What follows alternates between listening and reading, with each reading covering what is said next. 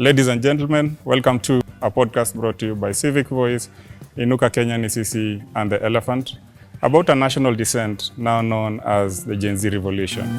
Today, I get to sit down with Comrade Joshua Okayo, who was among the first Gen Z activists who was abducted by the government in those tense days. His story embodies courage and hope for the ongoing struggle for democracy. My name is Joshua Okayo. Come with me.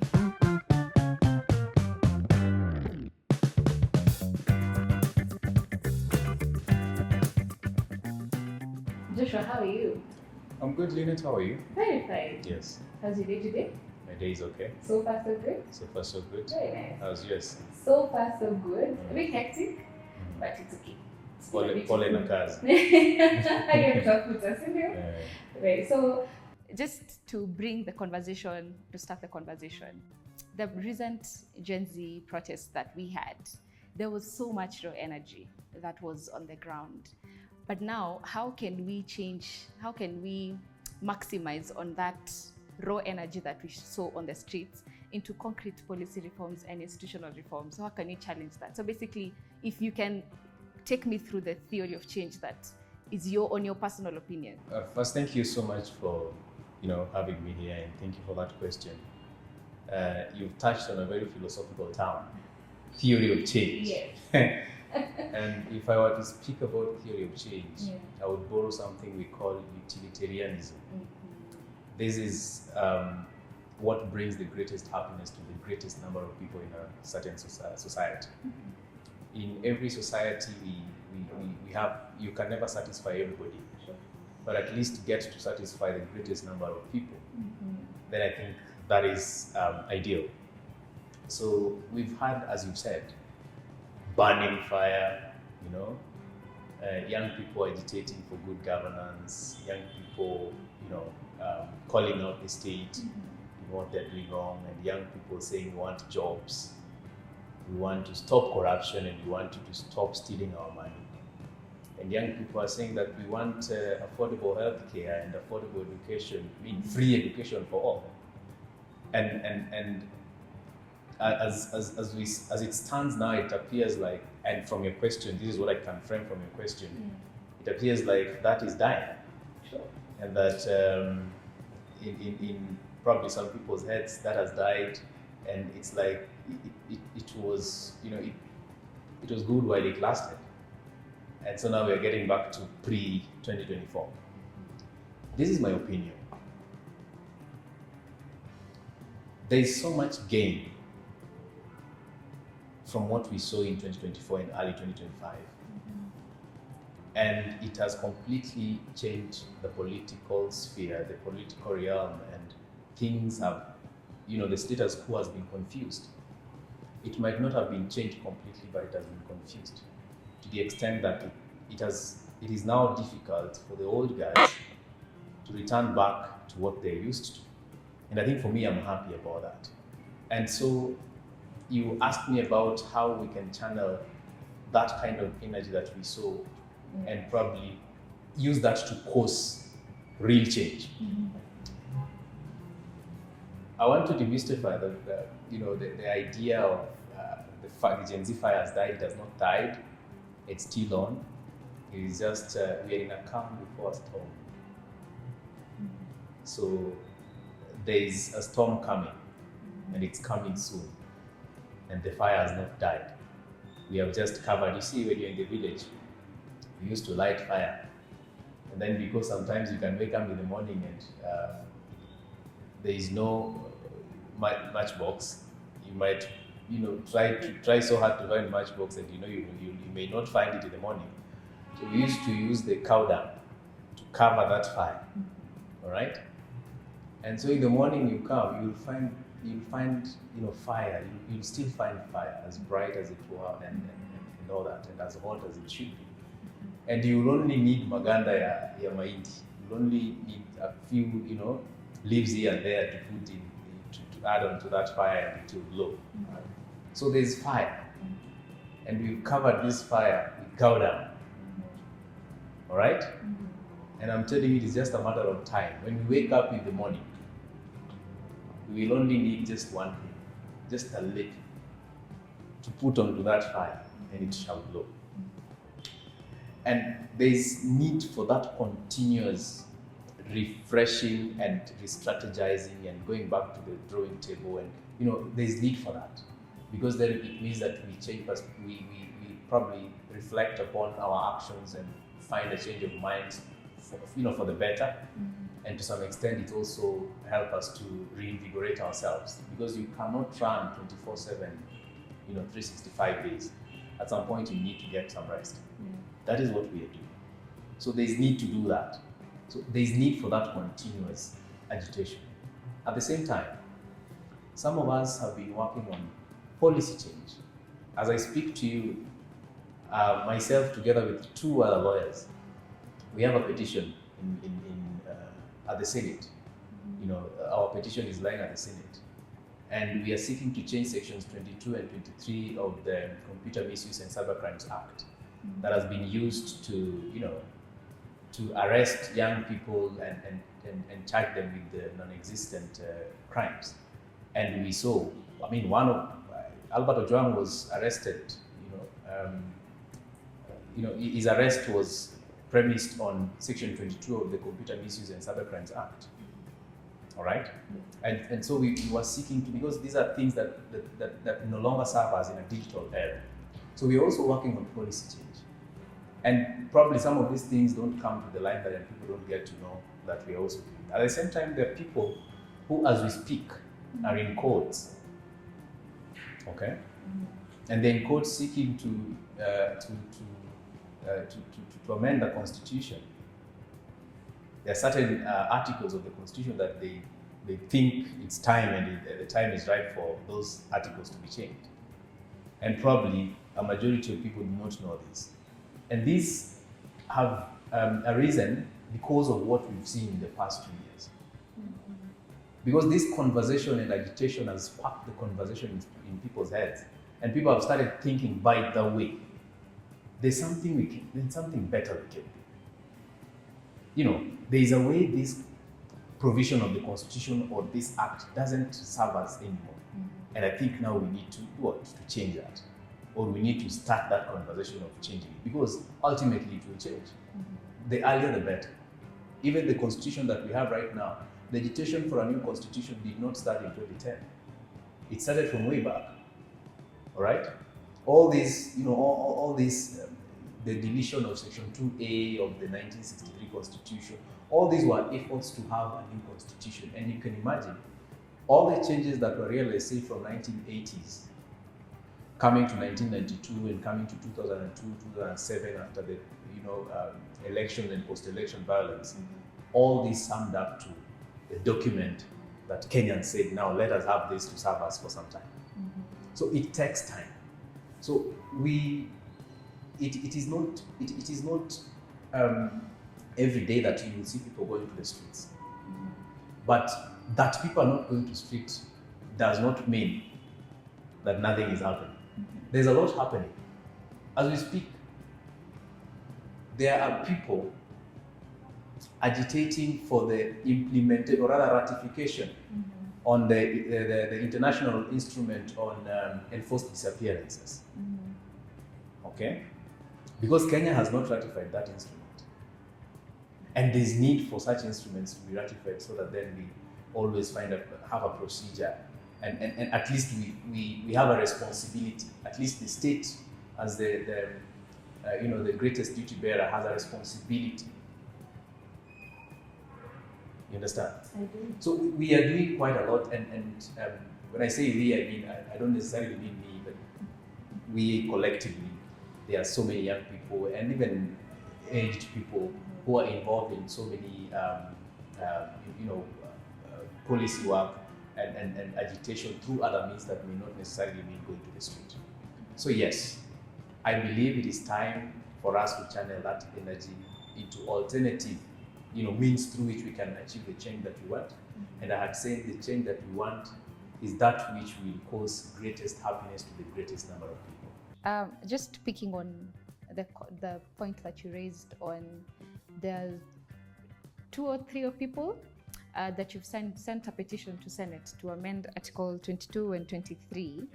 Now, speaking with your law background, just to bring you home, how does your law background equip you to fight state repression, and what specific legal tools can young activists use right now to protect themselves? Because we've seen a lot of young people being arrested just for mere cases and then dubious charges being thrown to them. A classical example is when we had the National Convention, because someone was working with, they're just from the National Convention at Fungamano, they got arrested and they were thrown charges of state violence or terrorism charges. So now bringing you with your law background, and it's a good thing that you've sent a petition to amend Section 22, Article 22, Section 22 and 23. So what can young people use, legal tools that young people can use? You see, sometimes I thank God that I went to school to study law, and especially in the field I am engaged in. There's a day I was arrested here in the CBD in Nairobi, and I was arrested because I was walking at night. Okay, this is about 4 years ago. I was traveling, and so I found myself walking in the CBD, and I met 3 police officers, 2 men and 1 lady, and then they stopped me and they were like, "Kijana, unaenda wapi sai?" And I told them, "Sisi naenda shughuli zangu, I mean it's 10." And then they were like, "Haya, uko na kiburi?" I'm like, "No, I am going to naenda shughuli zangu. Why are you not asking all these people you're passing by? Why me?" And then they were like, "No, we are going to arrest you." And I asked, "Okay, for what?" So I engaged them until walichoka na mimi wakasema, "Wachana na huyo kijana aende."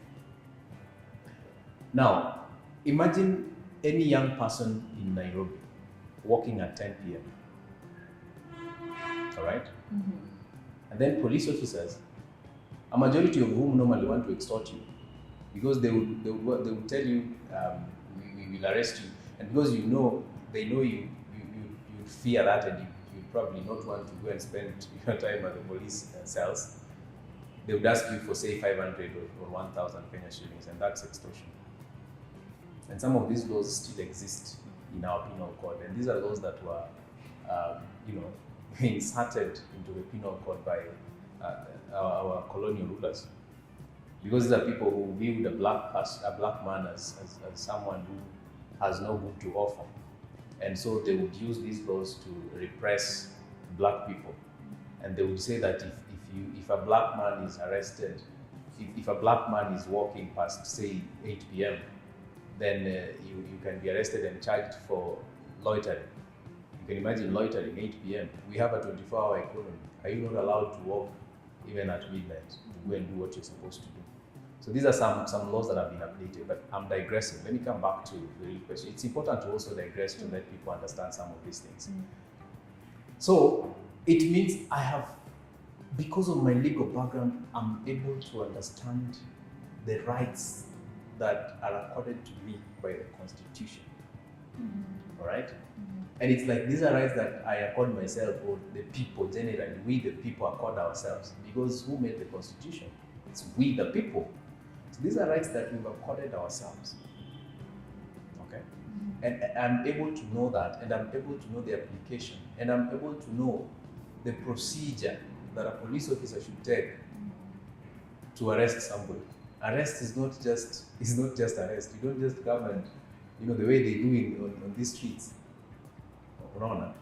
and you just carry someone and detect them and you rush them to wherever you have to tell them why you're arresting them. And as the person being arrested has the right to ask for identification.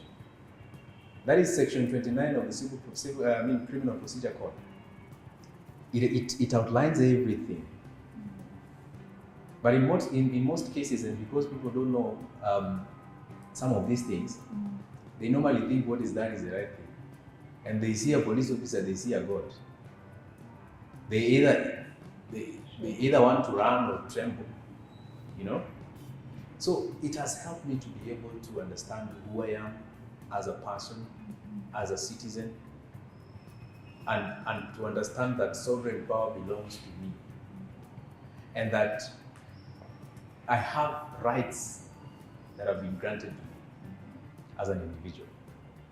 It has also emboldened me in terms of activism, because then when I go to the streets, I know what I'm fighting for. Okay? When I draft a petition, I know what I want to change.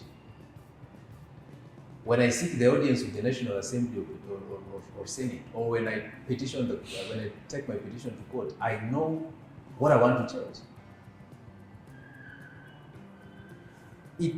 Sometimes I go to the streets and I want to balance as a Gen Z, but also as a lawyer. So you wonder. Where do you draw the line? So sometimes I ask myself, hata mimi nianguke pale nipige nduru hapo nikisema. Yeah. It's a battle in your head. I ask myself, should I also just, because you are in solidarity, you are in the mood, you want to be part of what is happening, and you believe it's the right thing. But at the same time, unajiuliza watu wakishikwa saa hizi ni mimi nitaenda pia niwatetee. You understand? So there's that. Lakini polisi akikushika hata wewe ulikuwa unadungile hapo chini. I don't know how to say that in English. If you are also, do part of whatever was going on, they would not consider you a lawyer. You're a citizen. Well, even lawyers are citizens, but you are not, you know what I mean? I get you. So there's that battle within me. There's that, fight of conscience. You're like, you should be part of this. So where do you draw the balance? No, but the oath is just that you will follow the law and you will be an officer of the court. It has nothing so special that you cannot dance around and you cannot go to the protest. I mean, you saw lawyers going to protest the other day, and some of them were actually dancing and doing all kind of stuff. Yeah. Just that the circumstances are different. This one is particularly for lawyers, and so they feel very safe and comfortable in that space. True. And they feel like they cannot be arrested anyhow. But then when you come to this other side, you're part of the Raya. You can be arrested anytime. Now, just not speaking of the constitutional part, Yeah. because I believe that right now the state is using the constitution not in the right way, and this is my opinion. So where is the constitutional boundary between the right to protest and the state's claim of public order? And first, I want to say this here very boldly. Article 2.5 of the Constitution talks about any law that is inconsistent with the Constitution is not law. So, and the Constitution is the supreme law of the land. Public Order Act only gives directives. It operationalizes some of these provisions of it. You see, the Constitution, if the Constitution would be a self-serving document, it would have everything. And that would be a book that even yourself you cannot carry. So the Constitution is just a provision for the main things, the major things. And then there are the acts of parliament and other laws that operationalize the provisions of the Constitution. And they cannot come above the Constitution. The Constitution is supreme. So if the Constitution says that every individual, every citizen has a right to petition, to demonstrate, and to picket, all right? That is the law. Some of these questions are being used to pacify the movement and say, even if you have a right to protest, you should do it within some limits. What limit? True. The only limit I know is that your enjoyment of right or my enjoyment of right, okay, should not go to the extent of denying someone else's enjoyment of right. Okay? But if what I'm doing or if what we are doing collectively does not deny someone else their right, then, we are okay. And if it is not causing, mayhem to the whole nation, we are good. And I believe that is what activists do in this country. Activists are playing a very major role in ensuring that our democratic space is fought for and is held high. We've talked about activists in general. We've talked about state repression. We've talked about state violence. And I want to bring it closer to home. How did your direct experience of state violence transform your personal commitment and solidify your purpose as an activist? Because you said you wear it so proudly, but behind the curtains, did it change? I wouldn't say did it. I felt like it changed something in you. And how did it transform your perception and view of activism in the country? You know, a friend of mine, a senior comrade, once told me that life expectancy of a revolutionary is 35. Beyond that, you're living on bonus. Okay? Yeah. And I think that hit hard. And he gave me examples of revolutionaries that we've seen across the continent over the years. And he said, if you get past 35, then you're living on bonus. And we can see examples from across Africa. So what does that mean? That means that there is a bigger cause that if you have submitted yourself to, there's but only one thing to do: to keep moving. To keep moving. And I keep giving example of the founding president, the first president of Burkina Faso, Thomas Sankara. At some point, when the people in the ranks, the army ranks, had realized that Compaoré wanted to kill him, they told him. But he was like, wherever I am, wherever I have reached, I have but only one thing to do. I am like a cyclist on top of a cliff, both sides deep valleys. All right? If I stop, I will relegate and fall down. I have but only one option: to keep cycling. Because it is through cycling that you keep the balance, and at least you increase your time on earth. So, as an activist, and as someone who has suffered in the hands of police, not once, not twice, I believe it gets to a point where the only option you have is to keep cycling. It's to keep going. It's to keep walking. So now, speaking on the community healing, how essential is it for activists, and how essential was it for you? Start with you as a personal experience. How was it essential for you to have a community around you that helped you heal, and then that has been able to make you to be the person that you are right now, where you're saying at the end of the day, your work is to wake up every day and keep cycling, so that you're sustaining this long-term desire of you being an activist and ensuring that your children's children will not have to go on the streets again, because Mau Mau, Saba Saba, now the Gen Z, whatever they were fighting for is what we're still fighting for as young people. So what is the essentials of a community healing? How has it helped you to ensure that you didn't give up after the first state operation? Okay, thank you. I believe that community healing is very important. And it did not only help me to heal, it also allowed me to help other people to heal. Because then if we meet, say if we meet as victims and survivors, I hate the word victims, but anyway, as survivors of some of these, illegal actions by the state, we share. And sometimes someone shares their story and you realize it's sadder than yours. So it heals you. You're like, I could get a meal for that. You understand? Yeah. Okay? Yeah. And then sometimes your story is way sadder than the other person's. So they listen to you and they're like, hey, kumbe jamaa alipitia sana. Hii yangu kumbe si kitu. You see, that's some stage of healing as well. Because someone is like, they're accepting, they're like, by the way, it happened to me. I'm not the only one it happened to.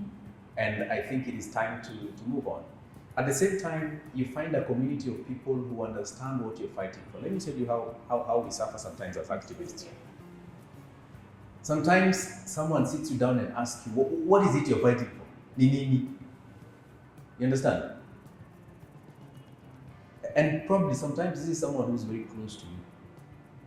They ask you, ni nini unapigania hizi? Ni nini haijapiganiwa? You understand? And what makes you think, wewe ukipigana, vitu zitabadilika? Things have been like that for the longest. Why don't you just, focus on your career, profession, and become this flamboyant city lawyer and close deals, millions and tens of millions here and there, That's what some people say out here. But if you find a community of people who they're walking the same path as you, they're fighting for the same cause, and they have the same conviction, or even more, as you, I tell you, it heals you. Because at least you find yourself, you are home. You find a home in that community. And you get to identify with them. And you have stories that you can tell, and they get and you get. There's nothing as hurting as trying to tell someone something and they don't relate. Unaona? Ni kama unapigia mtoto wa nursery stories za university graduation. Imagine you're telling your primary school sibling that this administration has not cleared me, and graduation is in 2 weeks' time. They don't know what you're talking about. They don't get. It is the same thing we feel here. Some are even family members. They don't know what they can't get it. They don't know, they can't relate with the conviction that we have. All right? Yeah. So you find a home, you find people that speak your language, that feel the way you feel, and that know what you're collectively fighting for.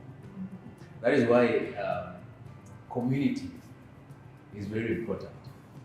And it's both ways. They also find that person in you, the person they can converse with, the person that they can. And in that, we even share more revolutionary agendas, and ideas. And it gets us even more motivated and inspired to do it even more. So sometimes healing comes in wanting to do more. And I think that is, I think for me, I have employed that very greatly. Yeah. Because ever since my abduction story, I have not settled. Well, sometimes of course I take a break, I go rest, but there is just fire that burns in me, that wants me to continue doing what I'm doing, and even more. And sometimes I even hate myself for not being able to do, much more, because sometimes we feel like we are capable of doing much more, but we're not using that, fully. Yeah. So I can say actually, community healing has helped me greatly, because I have not been able. I don't know whether to say I have not been brave enough. I'm brave, but I've not been brave enough to follow through my counseling sessions, faithfully. Sometimes you start and you just can't follow through. Yeah, it's inexplicable. It's something you just can't understand and can't explain. And so when you meet people whom you don't consider them much of counselors or psychologists, you're freer to speak to them than you are to someone who comes with the title of I'm a counselor, I'm a psychologist. Shall we do this? Now, just speaking on the abduction part, the Gen Z majorly used social media as an avenue for documenting whatever was happening on the ground. During the 1 year post the Gen Z riot, there was the aspect of shutting down media stations, but TikTok was able. There were people who were having TikTok lives, and they were able to document whatever is happening on the ground.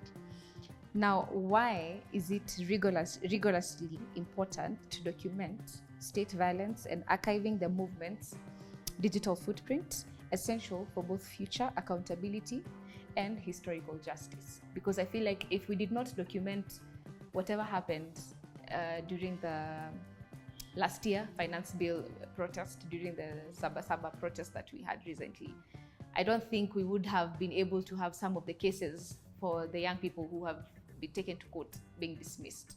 So why is it that it's so important to document, even as we are saying we are still, we have rested kidogo, the fire is still there. So why is it that it's important, even in the small areas of, because I know there's areas where state repression is still occurring, even in the dying age. Yes, please. First is to hold the duty bearers accountable. Because if we are going to probably initiate a criminal suit, there would be need for evidence. And if there's no record, then it means there's no evidence. That's number one. Number two, I've had a friend of mine whose past is completely erased, and he can't access any photos of his past. He doesn't have any of his photos as a kid, and all that, and even family. And sometimes you are in friends groups and all that, and you guys are sharing your past, TBT, whatnot. And this person doesn't have a TBT. Even you just think about it. You can see everyone's TBTs. Some were ugly, others were beautiful, others were created in the image and the likeness of God. Others were wonderfully created, others were fearfully created, so. And them, they can't see that past. The only thing they know is they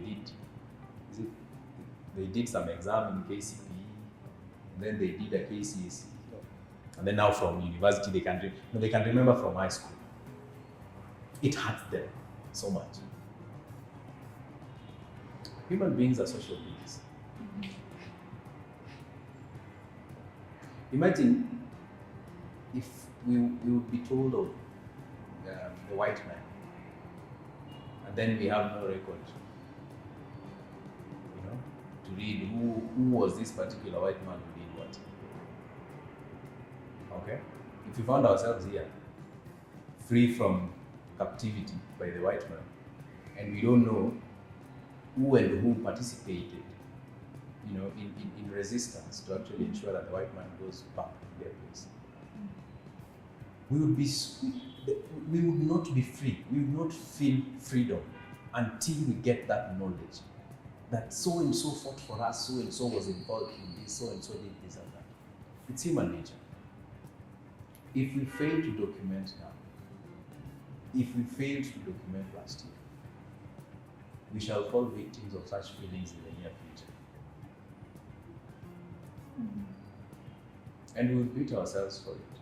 But even if we don't get the conscience to beat ourselves for it, our children will probably curse us for it. So we must retain our heritage. We must maintain that. We must ensure that just as we have been able to benefit from people before, it will be so selfish of us to not be able to record for the future generations. And it's also to inform the future revolutions. Yeah. Because then, from what we have now, they'll be able to learn what worked and what never worked. And should our country remain as it is in the next 30, 40, 50, 60, 100 years, and there's nothing to learn from, we will have failed that future generation. So there must be something to learn from. All right? Yes. And future generations must be able to feel the pain that have been inflicted in us in this current generation. And that must be this burning spear, burning fire that should keep the spirit of revolution alive. As I said, I think I said before, that the earlier the better. If we start now, and it was to take 10 years, we will finish in 2035.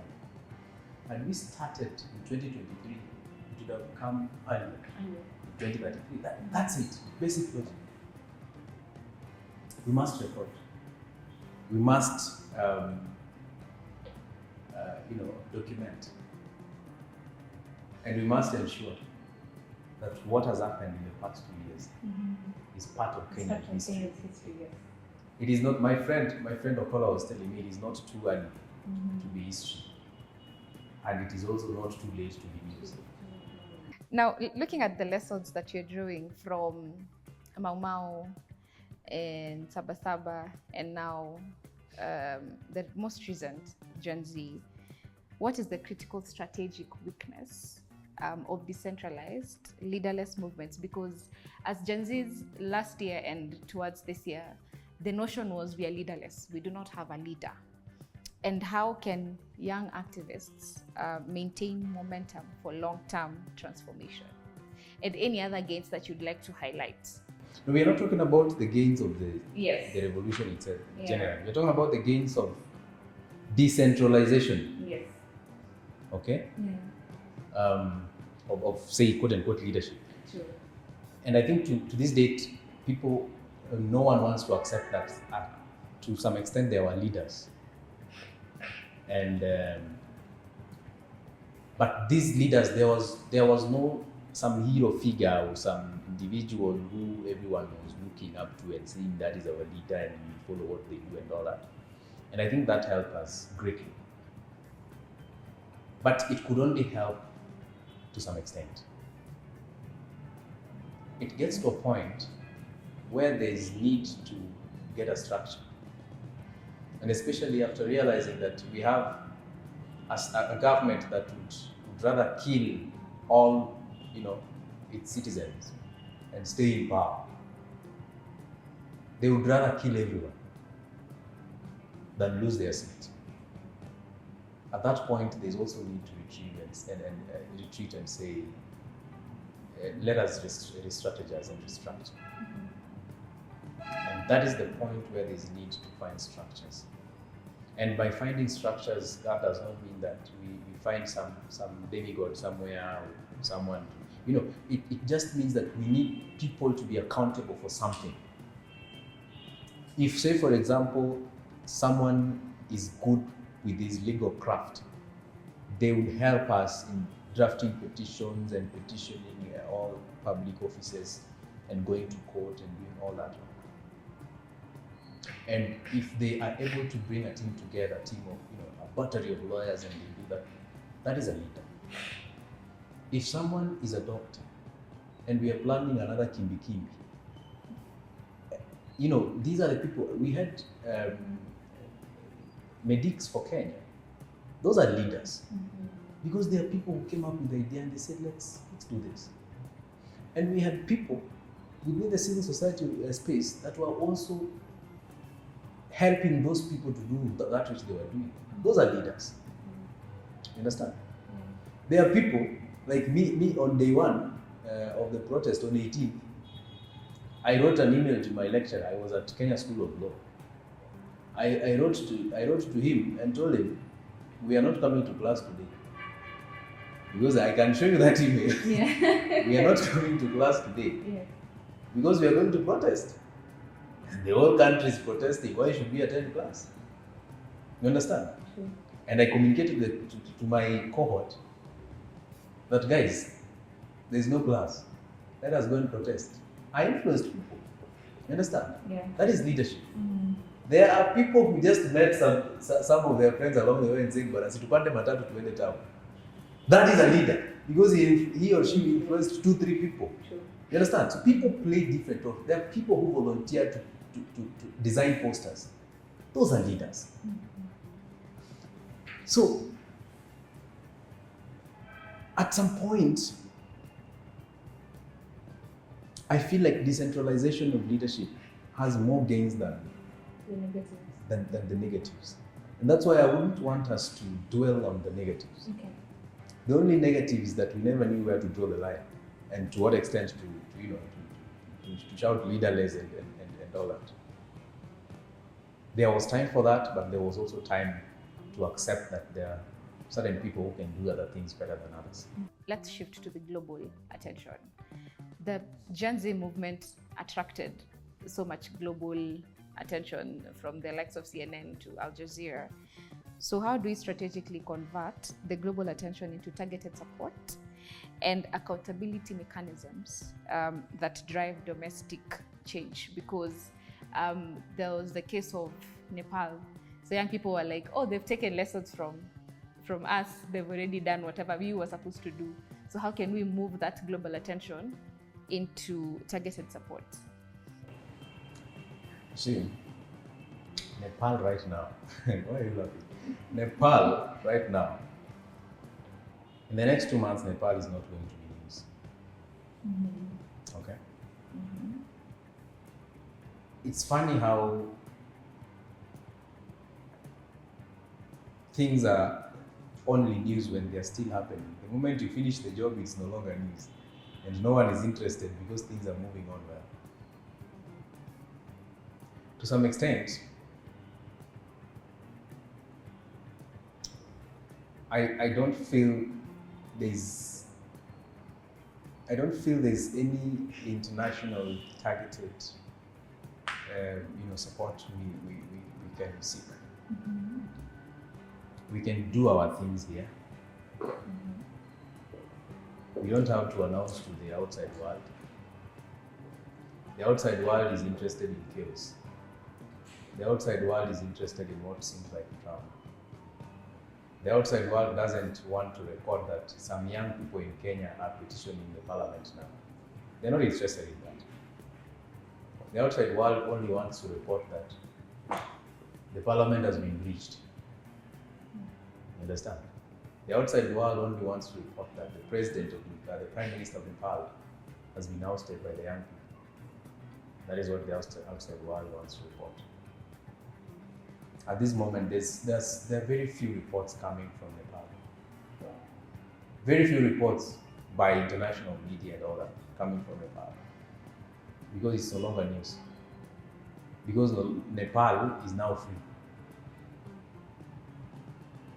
Understand? So I don't think, personally, there is need for that.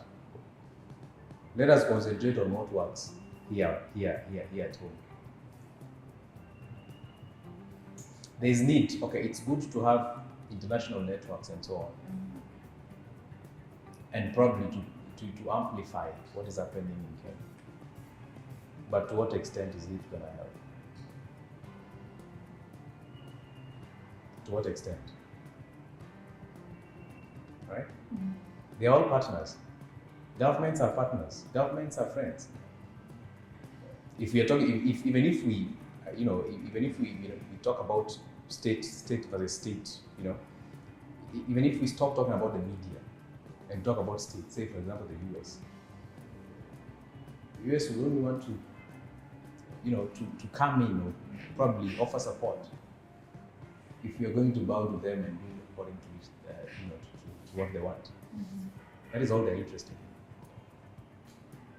There's no genuine interest in helping Kenyans from abroad.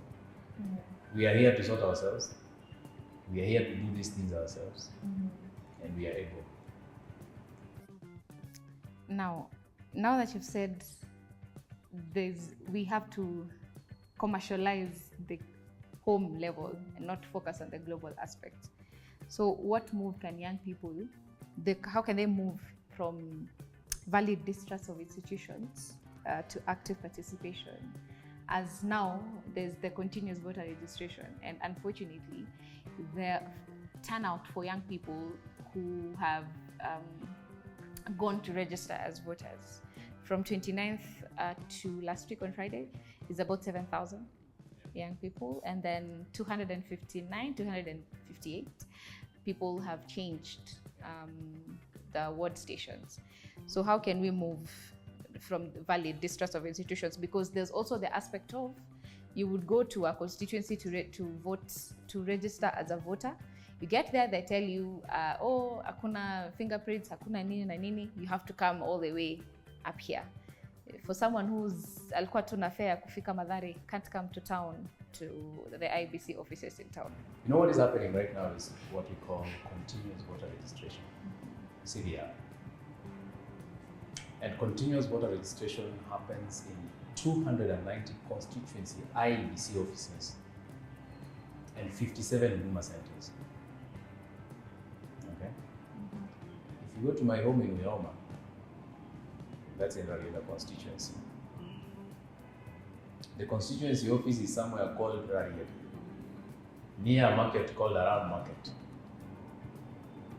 And there's someone who lives in Luanda Kotieno. Luanda Kotieno, if you don't know, is the farthest of Siaya County. It's actually at the shore where you get to Lake Victoria and you cross over using a ferry to Mita, going to Homa Bay County. Someone coming from Luanda Kotieno to the constituency IBC office will cost them at least 300 one week. So that is 600 shillings. Okay?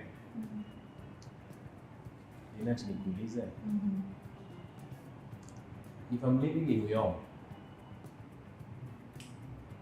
and I'm required to pay 600 shillings, to use 600 shillings, to go and register as a voter, and I know what the government has cost me for the past years, would I go and register as a voter, or I would use that 600 to do something better? Use the 600. Exactly. And the young people are telling IBC that if you're not going to bring this thing closer to me, I am not going to register. Because I cannot sacrifice 600. Kwanza, where is a young person in Uyoma getting 600 to spend in a day? Where? If even families of five children and a mother and a father sometimes spend 100 shillings or less, where is this young person going to get 600? We are making this thing too expensive. And personally, I feel this is designed. It is designed to ensure that as many young people as possible do not register as voters. You understand? Yeah. IBC, the commission was constituted late. Commissioners came in late. And we are not used to this. And the IBC Act and even Election Act state that voter registration should end 8 months to elections. So that means, arguably, voter registration should end in January 2027. If you calculate, we only have November, December, plus 12. We have 15 months.